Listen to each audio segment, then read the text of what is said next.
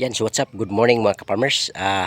Welcome back to my channel, Sir Chat Farmer, ang guro magsasaka ng Sibungas, Cebu, Philippines.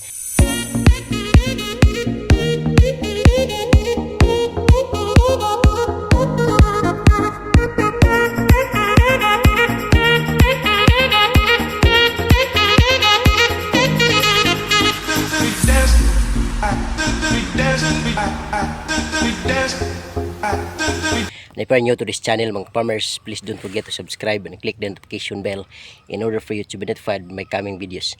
Thank you and enjoy this vlog.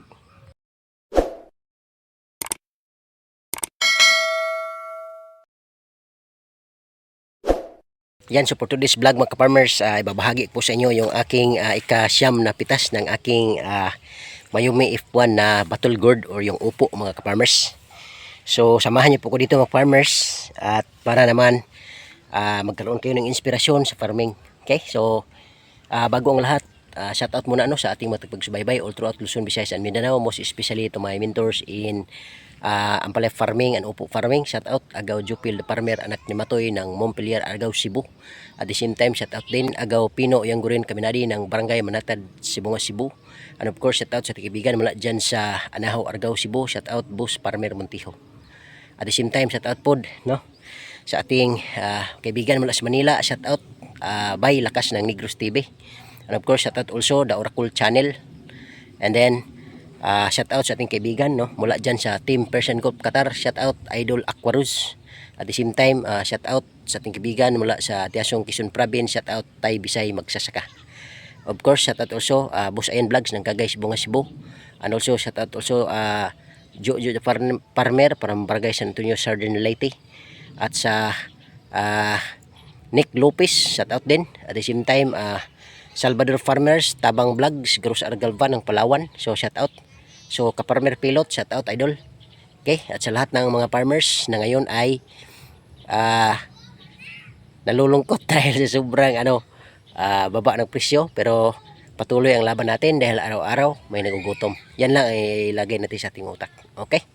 So makakabawi din tayo. Hindi naman madaling mamatay yung mga tanim natin Like for example, ito sa akin, opo, hindi ito madaling mamatay. Mga 8 to 9 months buhay pa to. Kaya for sure tataas pa yan ang presyo. Tatama pa din tayo. Okay? So yan mga farmers, at samahan niyo ko. Tara na. Yan, so good morning once again mga ka-farmers, and then welcome back dito sa ating channel, Sir Chat Farmer, ang guro magsasaka ng Sibungas, Cebu, Philippines. So ngayon mga farmers is 9th harvest ng ating Mayumi F1 battle gourd or yung upo. So dito ako nagsimula mga farmers na nag-harvest. Yan, kung makikita nyo. Yun. So unti-unti nang hinahakot ng aking brother-in-law. At sa ngayon ito, dito banda. Haharvestin ko pa to mga farmers. Grabe, sobrang ganda mga farmers. Sana nga lang yung kung gaano kaganda yung ating tanim, ganun din ang ganda ang presyo. Pero sumalungat, maganda yung tanim, yung presyo hindi maganda. Kasi ang baba. Isipin mo mga farmers, 5 kilos. I mean 5 pesos per kilo. Kahit 15 pesos per kilo lang sana mga farmers, okay na. Pero ito, sobrang baba talaga mga farmers. Yung iba, sumuko na, pinapapatay na yung mga tanim nila. Okay? So, ito, kasama ito ng ating harvestin ngayon mga farmers. Yan. So, marami pa tayong mga harvest ngayon. Ngunit, mga farmers, marami-rami rin yung, yung sinisiparit natin. Kasi maraming, mga farmers, oversize. Sapagkat, hindi ako nakapagtanggal ng mga matured na upo, kaya madami-dami din ang oversize. So it will happen sa oversize, maaari natin ipamigay ito sa ating mga kapitbahay para naman ay meron din silang makakain mga ka-farmers for free, Yan. So ganyan yung pangyayari dito sa ating garden mga ka-farmers. Okay? So halimbawa ito mga farmers, na to, oversize. Yan, sobrang laki. Yan hindi na kita mo? Hindi na. Sobrang laki. Ito okay pa to. Malaki pero siya. Ito ma-oversize na. Okay, so ito rin oversize, daming oversize. Pero anyways, okay lang. Ang importante, meron rin tayong ma-harvest na 3/4 to 1 kilo. 3/4 to 1 kilo each. Upo mga farmers. So yan. Mamaya mag-farmers, pakita ko yung harvest namin doon sa bahay ni mama. Kasi nandun lahat, tinambak. Niimbak namin doon. Kasi doon namin ilalagay sa bakat. Mahirap kasi pag sa bahay ko, malayo ang hakutin mga farmers. Tapos ang bigat. Kaya doon na namin dinadala sa bahay ni mama. Kasi nasa gilid lang kasada yung bahay ni mama. Okay, so kita-kita tayo mamaya mag-farmers sa ating mga na-harvest. So stay tuned. Okay, so good morning once again mag-farmers. So ito po yung ating 9th harvest sa ating Mayumi F1 na Battle Gourd or Opo mga kaparmers. So yan ay medyo malalaki, 1.5 kilos, so parang na-oversize siya.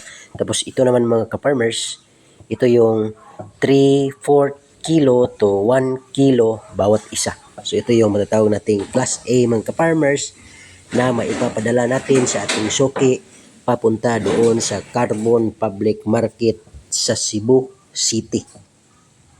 Okay, so shout out pala sa ating suki, Aldaba family in the name of